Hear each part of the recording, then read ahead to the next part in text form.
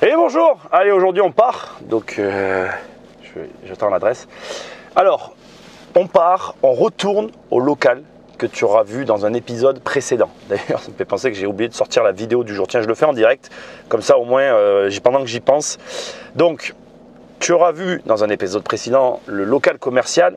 Et on y retourne aujourd'hui parce qu'en fait, figure-toi que les locataires que tu as vus dans le précédent épisode, eh bien en fait on n'en a pas sélectionné un seul. Au final, quand on a étudié le dossier, il s'avérait qu'il n'y en a aucun qui a fait l'affaire. Donc c'est vrai que du coup là je retourne à Canet pour une visite. Et avant, alors ça va être une vidéo un petit peu originale, avant on va en fait aller s'arrêter. Tiens, je te montre. On va s'arrêter là. Voilà.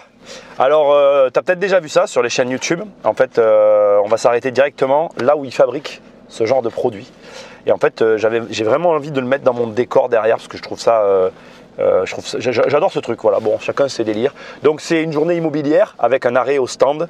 On va s'arrêter donc dans la distillerie, c'est comme ça qu'ils appellent ça. Là, je suis en train de rentrer dans le GPS l'adresse de NDK Puzzle.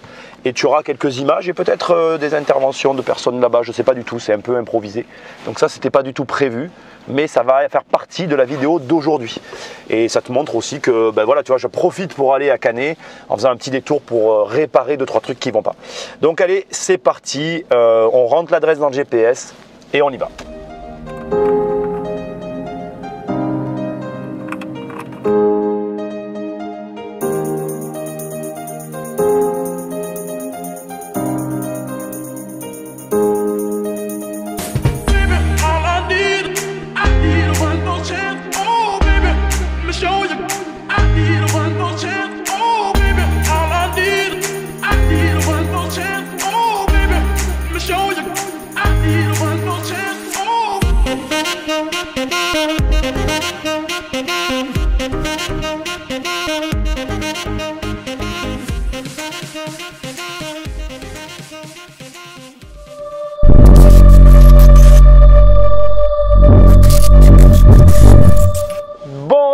On arrive à l'Odève, je me gare et voilà, je vais prendre ma carte bancaire, voilà.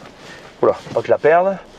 Hop, là on est bon. Donc on arrive à la distillerie. Alors là, tu vas me dire, oui Nicolas, ça n'a rien à voir avec l'immobilier. Écoute, je sais, j'ai le droit de partager des trucs qui n'ont rien à voir avec l'immobilier. Il faut que je pense à mon masque, parce que même si tous les trucs sont réouverts depuis maintenant, il faut quand même que j'y pense. Donc ma carte, au cas où, on ne sait jamais, s'il y a un truc qui me plaît ou si je dois payer le surplus, je mets la carte dans ma poche, j'ai tout. Je prends le matériel. Alors pour t'expliquer rapidement, parce que c'est un arrêt au stand, c'est une parenthèse bien évidemment sur notre aventure de la journée immobilière.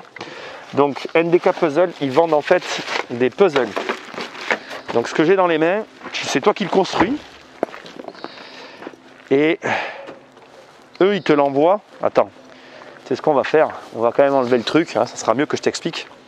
Donc eux ils t'envoient en fait cette boîte en petites pièces détachées. J'espère pouvoir te montrer un peu des trucs. Toi tu dois le construire. En fait j'ai envie de mettre ça dans le décor des vidéos. Donc à partir de maintenant tu risques de le voir dans le décor. Bon voilà, j'ai cassé quelques pièces. Donc je venais voir avec eux s'il y avait possibilité de réparer les 2-3 pièces pétées et de pouvoir le mettre ensuite dans le décor. Donc écoute, on est arrivé, on est à l'Odève. Je te mettrai quelques images en partant du coin parce que c'est super sympa. J'ai l'impression de connaître, mais c'est une impression. Je ne crois pas être déjà venu, je sais pas. En tout cas, viens avec moi, allez, c'est parti. On va, j'espère, visiter un peu NDK Puzzle. Je vais remettre mon masque pour continuer à parler et voir avec eux si on peut guérir de ce que j'ai cassé. J'ai tout fait tomber. Le mec casse tout. Allez, mais regarde, tu vas quand même voir où c'est, comme ça je te montre, c'est juste là. Quand je suis arrivé, j'avais un peu des doutes, tu vois. Alors ils appellent ça une distillerie. Je trouve que c'est super original, j'aime trop ceux qui me suivent dans les podcasts, parce que je fais des podcasts sur l'entrepreneuriat. Je trouve que c'est vraiment une entreprise de fou, parce que c'est la preuve que tu peux créer des boîtes dans tous les domaines que tu veux. Le mec construit des puzzles ici, il est très connu. Il y a eu une vidéo, je te mettrai le lien, d'un youtubeur américain qui a fait une vidéo là-dessus sur ce puzzle et qui a rendu connu cette société. Et tu vas voir, c'est vraiment génial. Allez, viens, je t'emmène, ça te montre qu'on peut vraiment tout faire. Allez.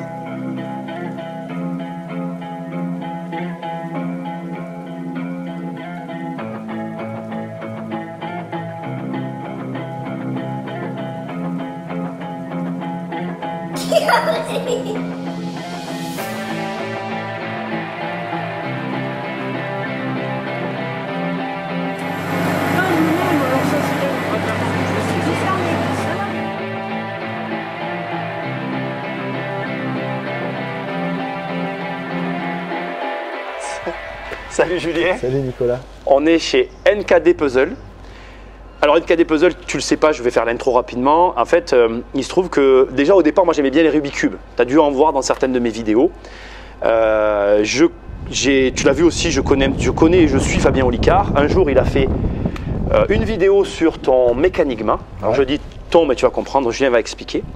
Ça m'a complètement... En fait, j'ai vu la vidéo et j'ai jamais arrêté d'y penser. J'y pensais. Et quand je pense à quelque chose tout le temps, je l'achète. J'ai acheté le Mécanigma, j'ai adoré. Et puis j'ai commencé à rentrer dans leur univers. J'adore tout ce qu'ils font. Donc j'avais vraiment envie de te le partager parce que j'adore les parcours d'entrepreneurs. Donc on va parler à Julien sous l'angle entrepreneurial dans cette vidéo. Et Julien, j'aimerais bien que tu te présentes, t'expliques un peu le parcours parce que sur ma chaîne, les gens essayent de vivre de l'immobilier. C'est déjà un parcours atypique, mais là on a quelqu'un qui fabrique des puzzles, qui a créé une entreprise autour des puzzles. Je ne crois pas que je connaisse d'autres sociétés que celle-là qui le fassent. Donc tu écoutes quelqu'un. Et on va écouter quelqu'un qui va te raconter un parcours entrepreneurial à coup sûr difficile. Parce qu'il était seul. Je me trompe ou pas? Ouais, j'étais pas tout seul non plus, on est deux au départ. Hein. Oui, mais vous étiez que deux à avoir cette fin. Bah, l'idée elle naît des créations de mon associé en fait, de Néo. Qui crée, il faisait ça tout seul dans son coin. Et puis justement un jour il m'a montré sa Mécanigma qu'il avait faite. Et là je me suis dit il faut absolument que ça sorte de chez lui en fait. C'est-à-dire que en gros, tu avais un copain comme moi j'ai un copain, tu vas chez lui, le mec fabrique ça chez lui. C'est ça. Et ça sortait pas de chez lui. C'est fou. Hein. Et du coup, l'idée, ça a été de le sortir de chez lui. Du coup, j'ai emmené, il a bien voulu que j'emmène quelques modèles en fait, que j'ai montrés. J'ai demandé aux gens combien ils seraient prêts à acheter ça. Et je savais, moi, le temps qu'il avait mis à le faire et tout ça. Du coup, là, je me suis dit, bon, il y a un souci, ça va être compliqué. Parce que les gens sont habitués à acheter des trucs en Chine et tout ça. Et c'était pas l'idée dès le départ. Nous, on est dans quelque chose de... On essaye vraiment d'être sur du zéro déchet, d'être sur du local, d'être sur quelque chose d'éthique. Du coup, c'était pas possible d'avoir des prix de vente cohérents avec les prix du marché, ce que les gens m'ont proposé. Et je précise, je m'excuse, mais on est en France. Hein. Ouais, c'est important aussi.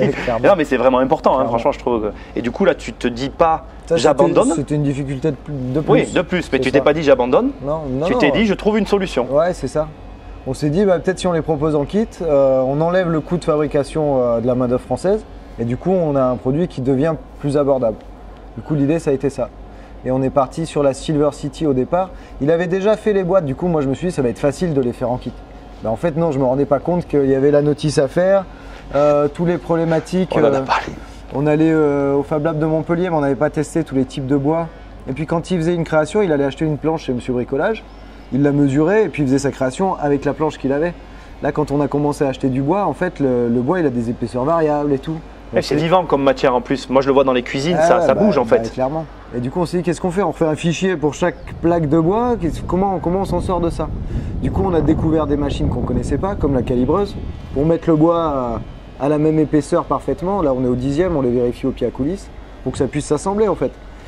On a eu des problèmes avec la colle dans le bois qui cramait dans le laser. Enfin, on a découvert tout ça en fait un pas après l'autre. Reformule. Tu as eu une succession de problèmes qui ne t'ont jamais découragé. Voilà, c'est ça. Oui, il en a fallu du courage. Non, mais je veux que vous l'entendiez, c'est vraiment important et intéressant. C'est-à-dire que tu as créé une boîte en partant de quelque chose qui t'a plu. Ouais. Et en ayant tout le temps des nouveaux problèmes, voilà, tu y as cru. Depuis le début, on y a cru en se disant qu'il fallait faire quelque chose avec ça, qu'il y avait quelque chose à faire avec ça. Ouais.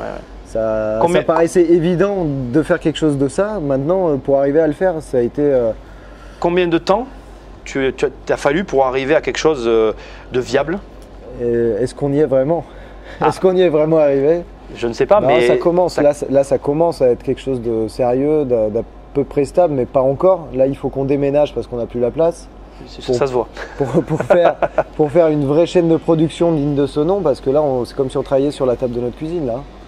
C'est vraiment quand on dit... Ça fait combien de temps que tu es dessus?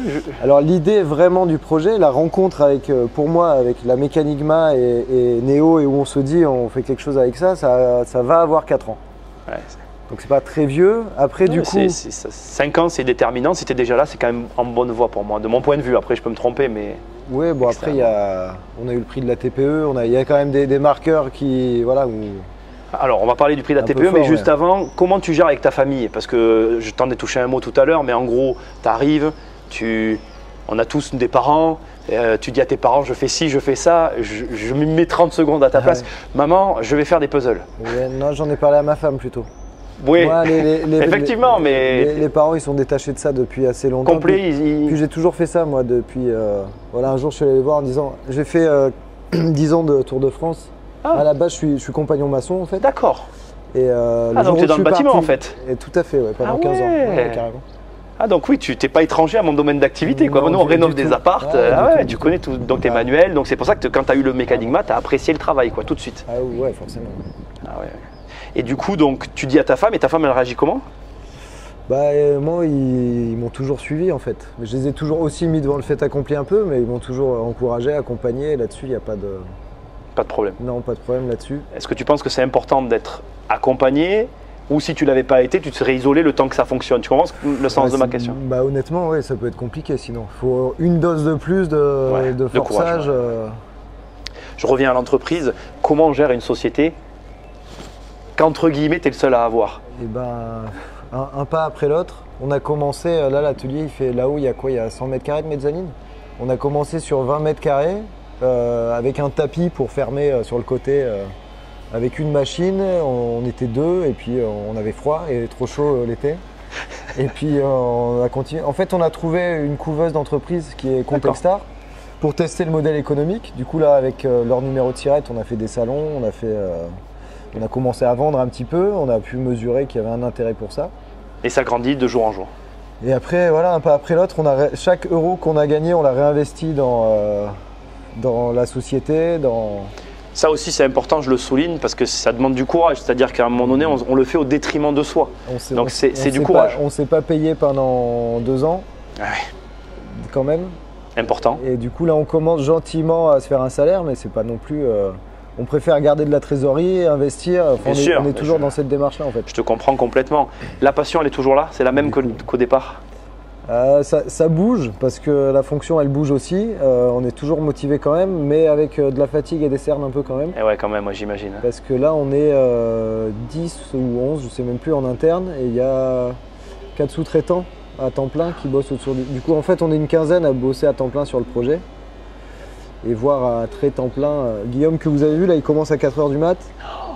On essaye en fait, comme on n'a que 2 machines là pour l'instant et qu'on n'a pas la place, on a essayé d'étaler et d'éclater la journée pour. Mais voilà, moi, en général, je suis là à 4 h le matin et puis je finis à 18 h aussi. Du coup, ça fait. Tu fais 4 h du matin, 18 h le soir? Ça fait des bonnes journées, ouais. Ah ouais, ouais. Ça va se passer. Oui, mais c'est important de le dire parce que tu vois, aujourd'hui, il y a beaucoup de gens qui te vendent la réussite éclair, la réussite facile. Et je trouve que c'est intéressant parce que sur des projets comme ça qui sont atypiques, il faut une dose d'audace, mais une grosse dose de travail pour arriver à accoucher du bébé, quoi. Ouais, clairement. Est-ce que tu as un conseil à donner à tous les entrepreneurs qui te viendraient comme ça après 4 ans d'expérience?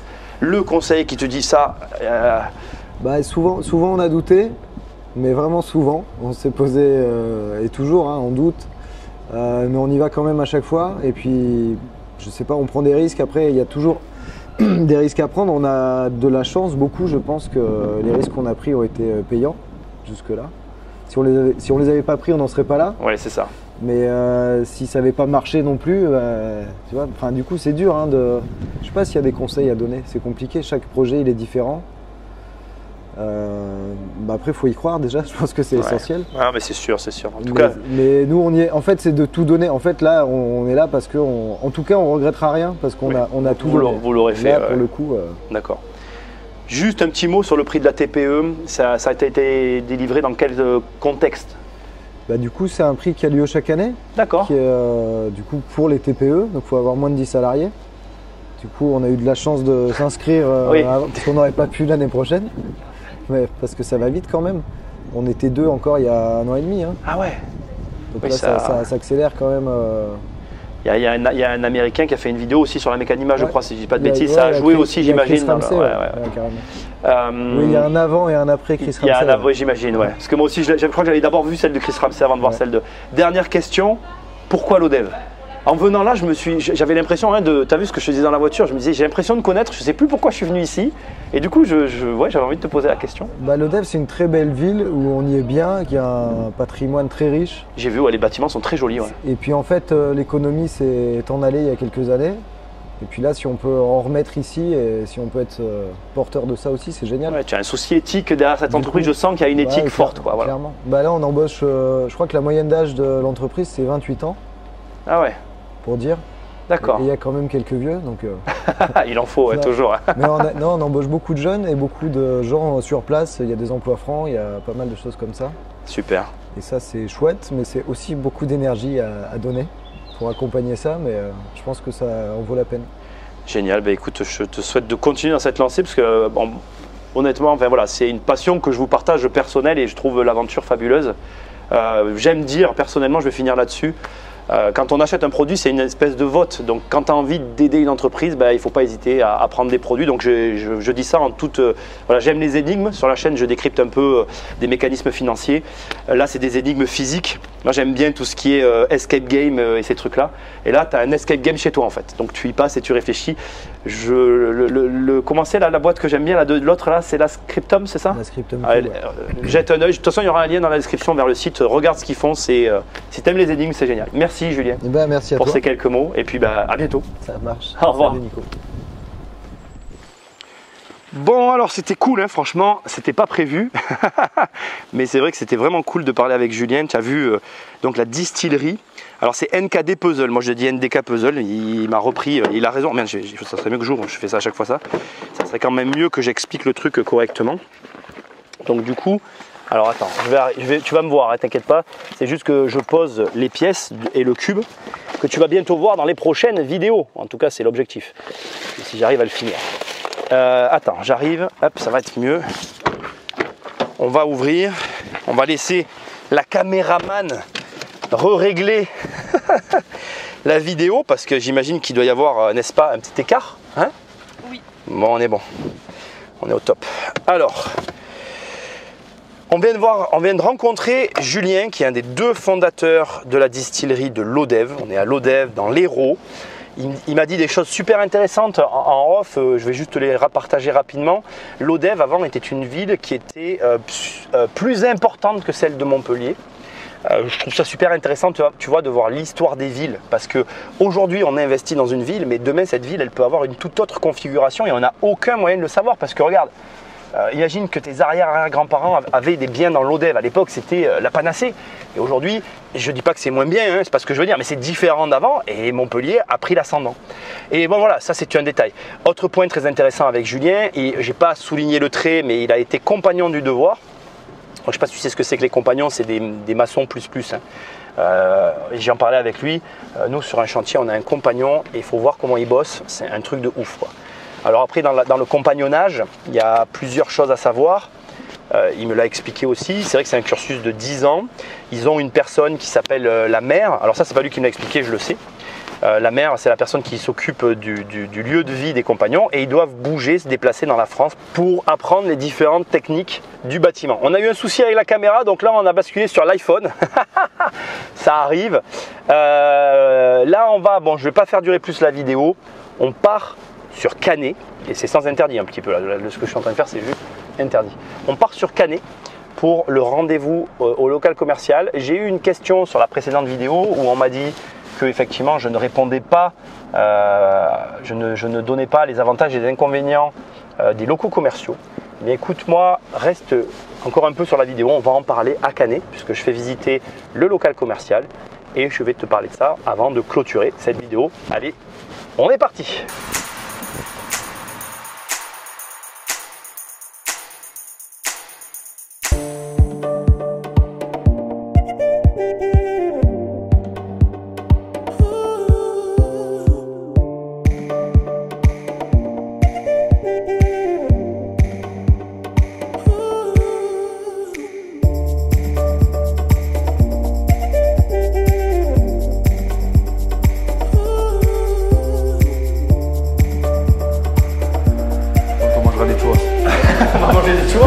La vidéo va commencer par ça. Bon alors, tu dois reconnaître la rue, on est à nouveau au local après cet arrêt à NKD, j'essaye de ne pas me tromper. Juste avant qu'on attaque, il y a Jérôme qui est avec moi. Salut. Et c'est normal, il ne te voit pas et ça va le faire. Je vais commencer par te dire que bien évidemment il m'est arrivé des aventures. Je suis arrivé ici. C'est étonnant. C'est étonnant. Je suis arrivé ici, il n'y avait plus d'électricité. L'électricité a été coupée, j'ai dû appeler EDF en urgence. Ils m'ont remis l'électricité au dernier moment et en fait on a réussi. Ils m'ont dit qu'il y en avait pour 2 heures, donc du coup tu aurais dû attendre 2 heures. Et finalité, on a réussi à avoir l'électricité. Je vais répondre, avant que Jérôme, on en parle 2 secondes, je vais répondre à une question qui a été posée sur la précédente vidéo sur ce local. Et la personne me dit, oui, dans ta vidéo, tu ne parles pas des avantages et des inconvénients, ce qui est vrai. Et donc, je vais te donner ici, maintenant, ce que je pense être les avantages et les inconvénients d'un local commercial comme celui-là et comme les locaux classiques. L'avantage, eh ben, c'est que, en fait, tu vois le local dans l'état dans lequel il est, les gens visitent et c'est eux qui se chargent de faire les travaux. Donc, c'est clairement un avantage, c'est-à-dire que, après, il faut faire très attention, les locaux commerciaux c'est très différent des logements, donc bien évidemment dans tous les locaux tu ne peux pas faire tout ce que tu veux. Donc ici en l'occurrence avec les différents potentiels locataires qu'on a eu, j'ai découvert qu'on pouvait faire un restaurant, ce que je ne pensais pas possible au départ, et en réalité on peut le faire. Donc là les derniers qui ont visité en l'occurrence c'est pour un restaurant. Et autre élément, tu es assujetti à plus de contraintes. Parce que dans un local professionnel, bon ça c'est plutôt un inconvénient, dans un local professionnel, bah, tu vas avoir la copro qui va agir sur le local professionnel, tu peux avoir aussi la mairie qui peut avoir son mot à dire et tu vas avoir du coup plus de personnes qui vont avoir leur mot à dire. Donc en inconvénient, il y a plus de contraintes. Un autre inconvénient que je veux quand même préciser, c'est que c'est très long de trouver un locataire. Ça ne se trouve pas rapidement et ça ne demande pas le même travail de recherche aussi en amont avant que le locataire rentre dans les lieux. Ce qui fait que tu comprends pourquoi la dernière fois je pensais avoir le local et finalement on ne l'a pas loué. Donc du coup on recherche quelqu'un parce que quand on a fait les recherches, ce qu'on a trouvé ne nous a pas convenu. Les locaux professionnels ont les avantages de leurs inconvénients, c'est-à-dire que comme c'est très long de trouver un locataire, quand tu l'as trouvé par contre généralement il reste plus longtemps, surtout si son commerce marche. Voilà, c'est ce que je voulais répondre aux questions, avantages, inconvénients. Jérôme, qu'est-ce que tu as à dire à ton tour sur les locaux professionnels? Jérôme, lotier immobilier avec moi, et enfin nous. Non, ce qui est intéressant dans ce type de location, c'est qu'il y a un projet derrière. Ouais, tu suis vraiment le projet du créateur d'entreprise. Donc là, ceux qui on a fait la visite, je discutais un petit peu avec eux. C'est une expansion. Ouais. Et qu'ils ont le but en fait de créer plusieurs logements, plusieurs locaux commerciaux. Tu serais révélateur. C'est ça. Et c'est chouette parce que tu participes avec eux à leur projet professionnel. Et c'est là où des fois nos décisions se prennent plus facilement parce qu'il y a des projets où on a quelque chose qui nous lie avec eux, d'autres où on le sent pas. C'est ça. Et voilà. Donc du coup c'est ça qui peut être cool en tant que nous gestionnaires. C'est ça. Il y a Jérôme aujourd'hui. Pourquoi ? Parce que la vidéo ne sera qu'en 2 parties, parce que comme tu le comprends, moi j'ai fait le travail de départ autour de ce logement avec Alex qui tient la caméra, et aujourd'hui je remets les clés à Jérôme, et c'est Jérôme qui va prendre la suite, puisque tu le sais ou tu le sais peut-être pas, j'ai délégué mon parc immobilier à lotier immobilier. Voilà, ça me fait doucement sourire, mais c'est vrai. Donc à parté, on ne fait pas les travaux, hein. On nettoie pas, on fait rien, nous. Oui, on récupère que les clés. On récupère que les clés. Et là c'est Jérôme qui va prendre la suite, c'est-à-dire que déjà moi pour venir ici il me fallait entre 2 et 3 heures, donc c'est beaucoup d'encombrement. Imagine, je suis arrivé tout à l'heure, le portail ne s'ouvre pas, donc je faisais un peu la gueule. D'ailleurs, j'étais en pleine panique et comme j'avais plus de batterie sur la caméra, on n'a même pas pu filmer ce qui se passait. Ça aurait été drôle, remarque, hein, Alex? Ouais. Donc voilà, et c'est à peu près tout. Est-ce que toi, tu as quelque chose à dire de particulier? Non, tout va bien. Après, moi, je suis plus proche que toi, donc je ferai le nécessaire quand ils auront besoin, parce qu'ils vont faire venir des artisans pour les travaux. Ouais. Pour que leur projet est déjà ficelé, mais ils ont besoin maintenant de le finaliser. Donc voilà, donc c'est votre gestionnaire quand c'est comme ça qui est là pour rendre le travail facile. Si tout se passe bien, en fait, en gros, tu signes le bail. Après, il y a plusieurs visites tu signes pas le bail, pardon. Il y a plusieurs visites pour valider le projet, parce qu'en fait, du coup, sur un local comme ça, comme je te l'ai dit tout à l'heure, hein, c'est pas toi qui fais le projet finalement, c'est toi qui as les murs, mais tu n'en possèdes rien d'autre. C'est le preneur qui va gérer et prendre à sa charge tout le reste. Du coup, il y a plusieurs visites qui doivent être assurées. Quand tu habites à 2h30, c'est quand même un peu compliqué. Et quand c'est tout bien validé, que tout rentre dans les cases qui sont prévues au départ, c'est parti. Et là, comme je te disais tout à l'heure, les avantages et les inconvénients, c'est parti pour plus longtemps. Allez, te reprendre en quelques secondes. Je vais partir par là-bas. On fera quelques images à la mer. Sur ma chaîne, on voit très peu la mer. Et là, j'y suis. On y va. À bientôt. On va manger des churros. Voilà, des churros.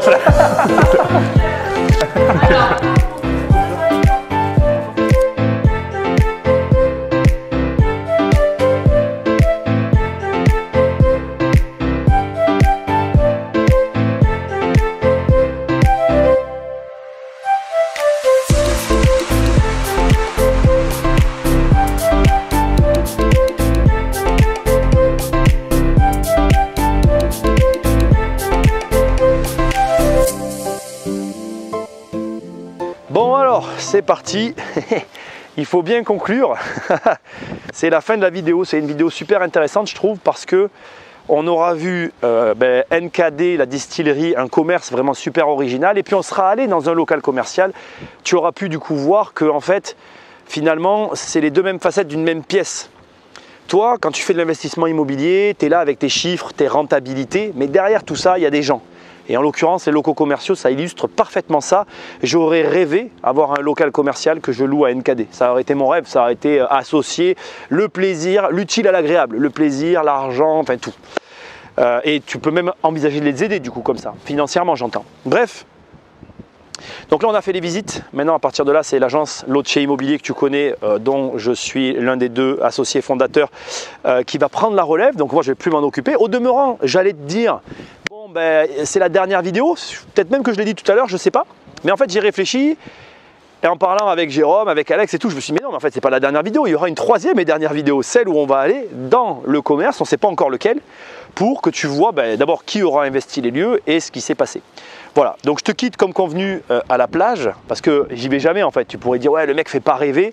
Moi j'aime ça en fait. Tout ce que je te montre là, j'adore ça, rencontrer des gens, avoir des passions, pouvoir voir des projets, comme l'a dit Jérôme tout à l'heure. Ce qu'il y a de génial dans les locaux commerciaux, c'est les projets qu'il y a derrière. Et encore une fois, voilà, il y a des possibilités même d'envisager de se dire allez, j'aide mon commerçant si on a envie de le faire. Ça a encore une autre vision. Ok. Bah écoute, la suite dans le prochain épisode de cette petite série. Du coup, il y aura normalement 3 vidéos pour que tu vois quand même la finalité. Pour moi maintenant, c'est l'attente de trouver un locataire. Comme je te dis, c'est un peu plus long que la normale. Je ne vais pas profiter de la plage, mais je vais profiter des restaurants parce que ça nous a à tous beaucoup manqué. Allez, je te dis à très bientôt dans une prochaine vidéo. Salut!